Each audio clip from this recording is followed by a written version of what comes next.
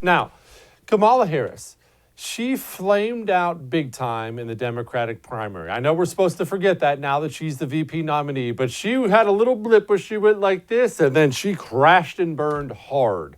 I will admit, full disclosure, I thought she was going to do better in the primary. I think she looks pretty stinking good, especially for a U.S. senator her age. I think she looks good. She speaks well. She's an attorney, and it just doesn't work. There's no connection there for some reason. Why isn't it working? Well, I think the reasons why she peaked helped show us why she flamed out so poorly.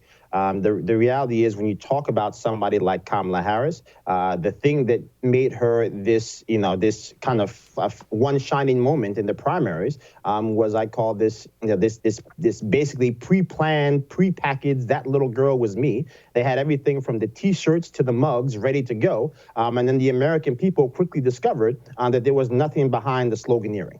And so I think similarly, what we have right now in this Biden and Harris ticket is a mirage that's been presented to the American people. This notion that they are going to be this glorious return to some type of normalcy, as if normal was working for anybody, because if normal had been working, President Trump wouldn't have been elected in the first place. But that notwithstanding, behind the scenes, there is an attack and an assault on the America that we love. They're talking about packing the courts. They've got a vice presidential candidate in Harris who has voted with Nancy Pelosi more than AOC. When you start talking about legislation, that actually becomes law.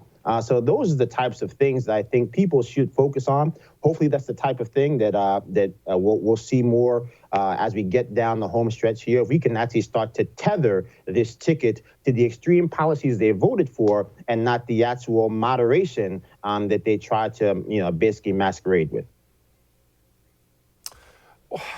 How does Mike Pence stack up as far as VPs go? We never talk about Mike Pence, and I'm sure that's just because, Donald Trump is one of those sun candidates where everything in the world, everything in the universe revolves around him. So Mike Pence is almost as much of a forgotten man as a VP can possibly be. What is he? Does he fill in gaps for Trump? Could Trump have anyone there? What is Pence? Well, look, I think vice presidents serve different roles at different times. I think the reality was, if we're going back 4 years, there was a lot of issues with President Trump when it came to the evangelical base, people of faith who weren't necessarily sure that the man who thought that 2 Corinthians was 2 Corinthians was the man who could actually be the person you could trust on issues of faith. Now, the reality is we come back with 3 Supreme Court justices, most likely, all of whom are going to be able to substantiate and affirm people's right to practice their faith, to be able to live out their Christian identity in a world where Christianity had come under attack. So I think that, that role has been served. And what Mike Pence has actually become has been kind of this rod of security, this rod of consistency that I think puts the minds of many Republicans at ease who maybe love the president, but not necessarily enjoy the unpredictability of some of his day-to-day tweeting. But at the same time, I think as we start talking from a policy standpoint, somebody who was able to stand in with President Trump during the COVID-19 crisis, to be able to deal with some of those issues on a day-to-day basis, already having the institutional memory of somebody who has been in Washington, who has a relationship with those governors around the country, to bridge that divide that most presidents deal with in the first year. And I think what President Trump has in him is a partner who shares his vision, which ultimately, when you start talking about how to govern effectively, is one of the most important things you can have.